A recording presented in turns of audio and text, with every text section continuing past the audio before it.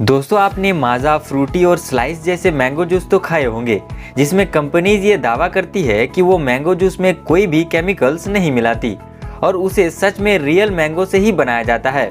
लेकिन फिर भी आपने ये गौर किया होगा कि उसमें ये लिखा होता है कि उसमें आर्टिफिशियल फ्लेवर्स ऐड किए गए हैं। तो आखिर क्या है पूरा सच, जानेंगे इस वीडियो में आगे। साथ ही आप इस वीडियो में ये भी जानेंगे कि आखिर मैंगो जूस जैसे माजा, फ्रूटी कैसे बनाए जाते हैं। बस आप इस वीडियो में आखिर तक बने रहिए। तो चलिए वीडियो को स्टार्ट करते हैं। तो दोस्तों सबसे पहले मैंगो जूस बनाने के लिए रसीले और ताजे आमों को पेड़ों से तोड़ा जाता है। इसमें जो छोटे पेड़ों के आम होते हैं उन्हें तो हाथों से ही आसानी से तोड़ लिया जाता है। वहीं जो बड़े बड़े पेड़ होते हैं जिनमें आम ऊंचाई पर लगे होते हैं उन्हें कुछ इस प्रकार के स्टिक्स की मदद से तोड़ा जाता है जिसके आगे मैकेनिकल जॉज लगे होते हैं।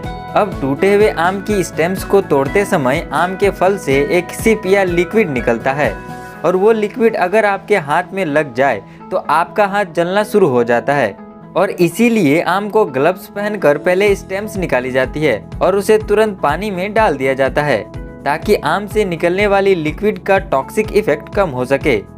अब कहीं ये आम दबकर खराब न हो जाए इसलिए इन आमों को बड़े आराम से कैरेट्स में भरकर फैक्ट्री के लिए रवाना कर दिया जाता है।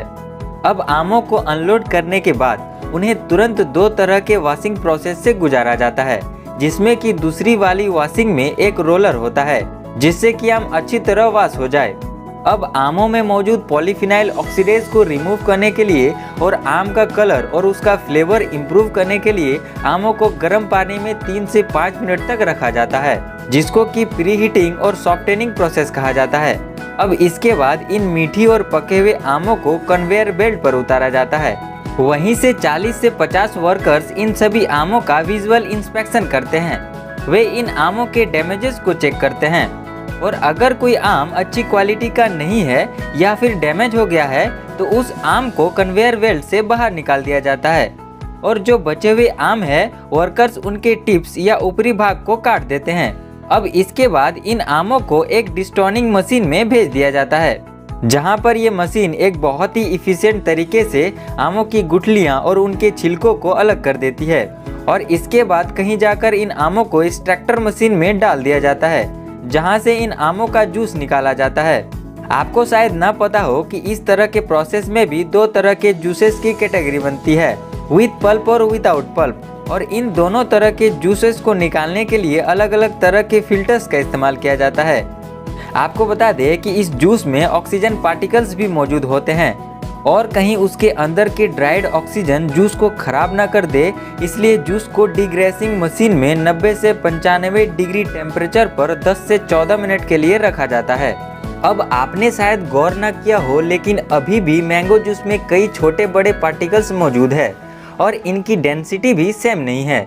अब इसीलिए लिक्विड को और भी ज़्यादा बारीक करने के लिए इसे एक होमोजेनाइजर मशीन में डालकर 20 से 25 मेगापास्कल के प्रेशर में 2 से 3 बार होमोजेनाइज किया जाता है और अब जाकर हमारा मैंगो जूस एकदम सही डेंसिटी का हो चुका है।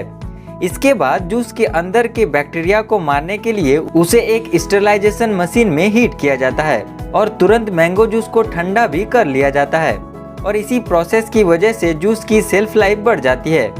अब इस जूस को बड़े बड़े स्टोरेज टैंक्स में स्टोर करके रख लिया जाता है ताकि आमों के सीजन जाने के बाद भी हम अपनी मर्जी से कभी भी मैंगो जूस का आनंद ले सकें।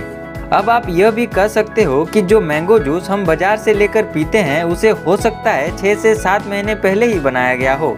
आपको बता दें कि जूस को इतना टाइम स्टोर करने का एक नुकसान यह भी है कि जूस अपना फ्लेवर लूज करने लगता है और इसी वजह से जूस का टेस्ट और फ्लेवर मेंटेन करने के लिए कंपनी को इसमें आर्टिफिशियल फ्लेवर ऐड करने पड़ते हैं और यही वजह है कि बोतल्स के पीछे उसमें आर्टिफिशियल फ्लेवर एडेड लिखा जाता है।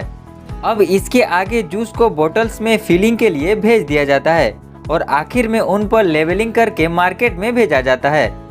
तो दोस्तों ये थी आज का वीडियो। अगर वीडियो पसंद आया तो एक लाइक जरूर करना और हमें कमेंट में बताना कि आपको कौन सा जूस सबसे ज़्यादा पसंद है।